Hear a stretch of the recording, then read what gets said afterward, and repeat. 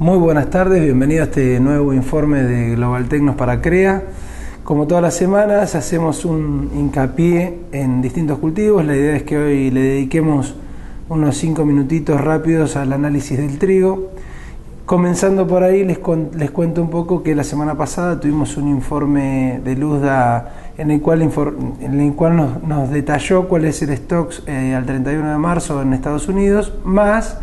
el área que se terminaría sembrando de este cultivo en ese país, que era uno de los datos que estaba esperando el comercio internacional de trigo. ¿Qué es lo que salió? En definitiva, los stocks terminaron básicamente o levemente por encima de lo que esperaban los privados, con lo cual no tuvo grandes diferencias. Lo mismo pasó con el área, terminaría Estados Unidos con un área sembrada de 22,6 millones de hectáreas, y esto de alguna manera va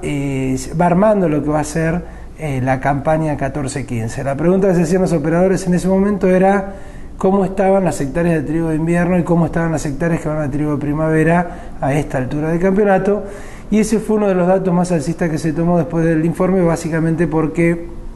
lo que veíamos en los mapas de clima era que veníamos con un retraso en las precipitaciones y un retraso en general en términos de agua muy fuerte en Estados Unidos, y eso genera de alguna forma esa expectativa sobre una baja en términos de producción internacional. De hecho, el Consejo Internacional de Granos un poco lo que está informando es que vamos a tener entre 9 a 12 millones de toneladas menos de producción a nivel mundial para lo que es la campaña 14-15, con lo cual se van definiendo algunas cosas y algunas variables, y unas de ellas están jugando más de corto y otras de mediano plazo. Las de más de corto plazo son las que también analizamos un poco la semana pasada y tienen que ver, o se le suman, digamos, a esta sequía en Estados Unidos, todo lo que tiene que ver con las cuestiones políticas que se vienen viviendo en Rusia y en Ucrania. En principio Ucrania estaría perdiendo algo de mercado internacional, básicamente todo lo que es destino norte de África, y lo estaría ganando Rusia. En general, atrás de todas estas situaciones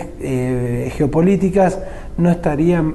impactando hoy por hoy en el volumen de comercio internacional, con lo cual eso sigue siendo un dato positivo, que tenemos la demanda de trigo, que existe una situación compleja de corto plazo, pero que de mediano plazo parecería que tenemos un cultivo o un producto que no debería tener mayores problemas.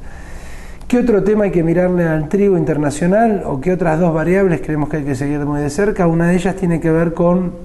también con el clima, pero cómo pegaría este Niño, que todo el mundo ya está armándose la idea o el escenario a partir de los modelos que están dando un poco este resultado. Y que esto le pegaría un poco a Australia, que es uno de los principales exportadores también de trigo, y creo que es una de las variables que tendríamos que seguir a nivel internacional. Y por último, la última variable que sí o sí hay que seguir es cómo se va a mover el complejo de forrajeros a nivel general, y esto básicamente tiene que ver con qué va a pasar con el maíz en Estados Unidos, que como vimos la vez anterior, iríamos a un escenario de menos hectáreas, pero de muy buenos rendimientos por hectárea, con lo cual más producción, sobre todo de maíz, sobre todo en Estados Unidos, con lo cual hay que ver cómo juega de aquí en adelante todos los mercados climáticos que tienen que ver tanto para el trigo como para el maíz, ya que tenemos una complementariedad bastante significativa o muy significativa en estos dos cultivos. ¿Qué pasa en Argentina? En Argentina seguimos hoy con una exportación que no tiene mayor incidencia para lo que es mercadería disponible. Tenemos una compra de la exportación de casi 2 millones de toneladas con unos ROEs otorgados por 1 millón, con lo cual estarían sobrecomprados en 1 millón de toneladas de trigo.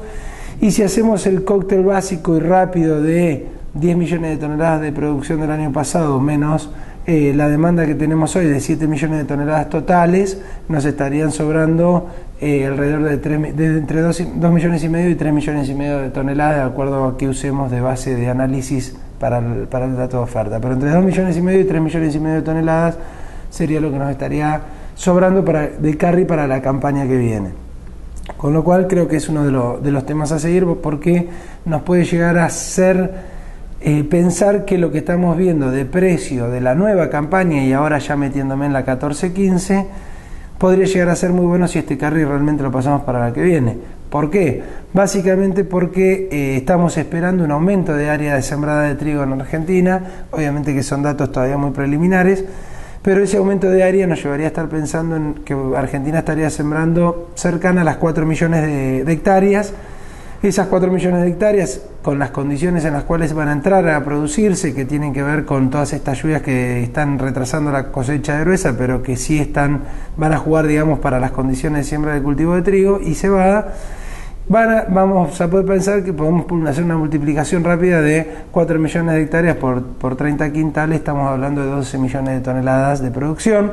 y ahí es donde juega más o menos el carry de que pasemos de esta campaña. No es lo mismo pasar con 1 millón de toneladas que pasar con 3 millones y medio de toneladas, porque nos iríamos a un mercado que estaría ofertado en 15, con una demanda de 6 y una exportación con un gran signo de pregunta. Nosotros un poco lo que vemos es que a nivel de negocio, las rentas en un valor de $200, la posición enero de 2015 para trigo,